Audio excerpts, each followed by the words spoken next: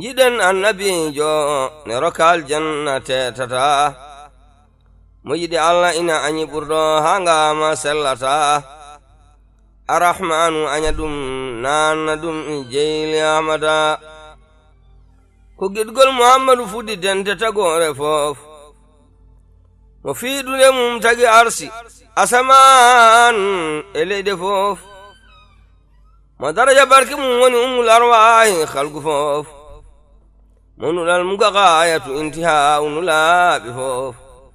alhamdulillahi alladi tafarrada bilazamati walbaqaa walizzi walkibriya allahu akbar walillahi alhamdu subhanallahi walhamdulillahi wa la ilaha illallah wallahu akbar allahu akbar allahu akbar walillahi alhamdu subhanallahi walhamdulillahi wa la ilaha illallah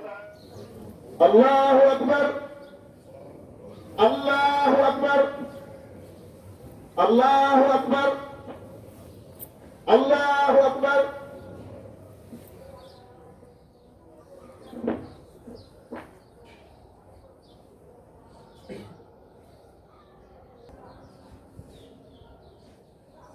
allahu akbar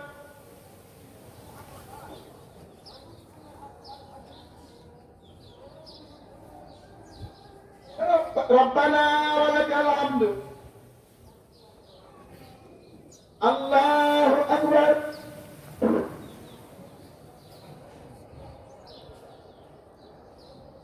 الله أكبر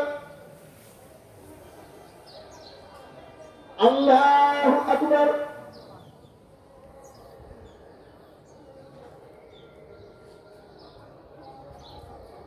الله أكبر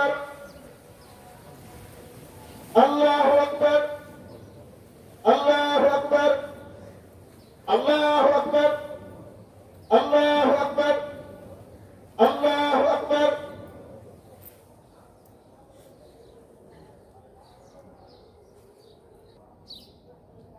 الله أكبر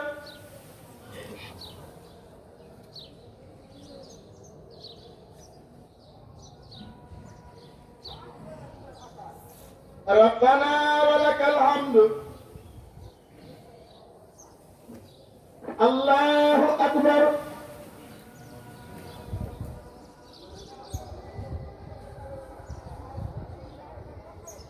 الله أكبر الله أكبر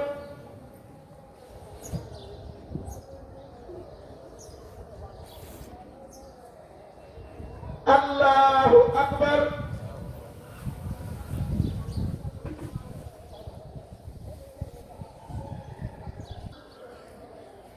السلام عليكم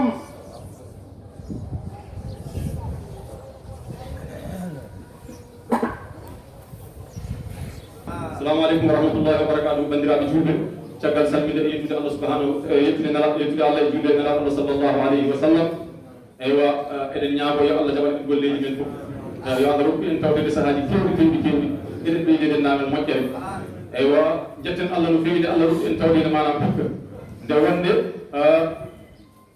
hikka o en tii manam hitande ɓennude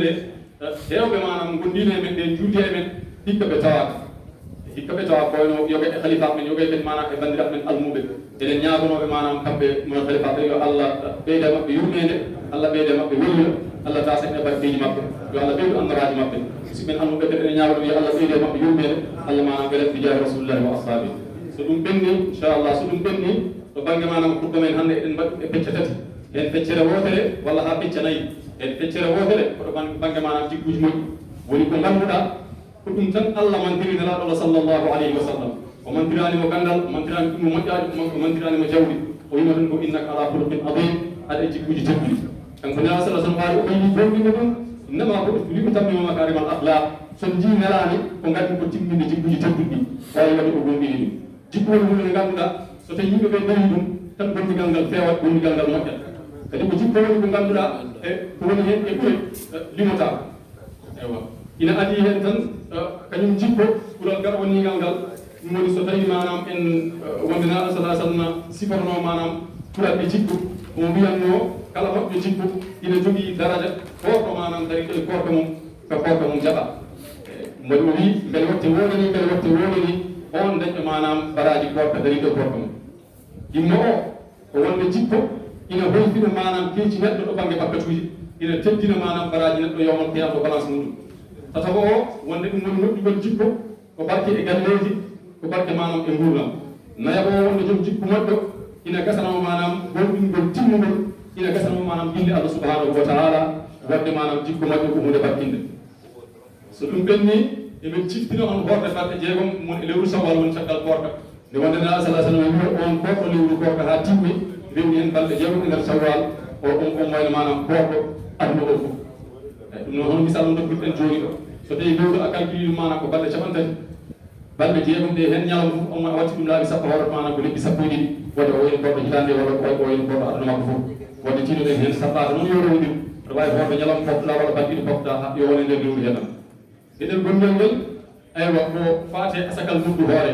eɗen gandi asakal muddu hoore waɗɗino ko joni yo yaltin ko adi ne yahata manam to juulirde to joni noon so tawi joni dañi ngantu arano walla o yejjiti taw ko gantumo sariya jaɓi ha joni faataji so yeehi yo yaltin so sippari walla o dañi ɗo hitande artude fo yo yaltin ɗum noon battinen hakkille no moƴƴi gueɗel gonngel ngel eɗen gandi ɗiɗo jumunnaji ɓennuɗi en guuri ɗum gurdam mustam hunde sattino no feewi kono noon fof ɗum woni ko moƴƴere fof ɗum woni ko yurmede Allah fof Allah ina jarribo yimɓe ɓe omo ɓetade ɗum woni hol keddotode e imanagal muɗum sabi o wi ɗum nomi jarribo on manam hunde e kulol e heege e ustogol manam jawɗele e pittali e ustogol manam ɓesnoje fof noon so ƴeewi kirsa i paɓɓiɗi kono noon caggal mo wi kala hen gonɗinɗo ko ndeɗi ɗum woni nelaɗo makko sallllahu alayhi wa sallam o wi weltinir manam ɓe julɓe ɓe ganduɗa so tawi musiɓe heeɗiɓe ɓe mettinta ɓe wiyata haydara sowona inna lillahi wa inna ilayhi raji'un yo wattu yo Allah wattu en e ɓen ɗon mbokk julli dañuy dabar rek dafa am ñu fàtte woon tuuti diggante maanaam zakatu fitr xam nañ ne maanaam li war jullit bopp jullit da war li ko war mooy mu génne ko lu jiitu muy dem julli ji waaye nag bu fekkee daf ko fàtte woon wala maanaam yàlla dawal amatu woon loolu ngant bi sariya di nangu la bu fekkee ne maanaam loolu weesu bu ñu dee mën na ko génnee bu dee am na ko amul fii ba at bi di jeex saa yu amee maanaam mën na koo génnee wasalaatu wasalaamu ala sayyidina Muhammad wa ala alihi wa sahbihi ajmain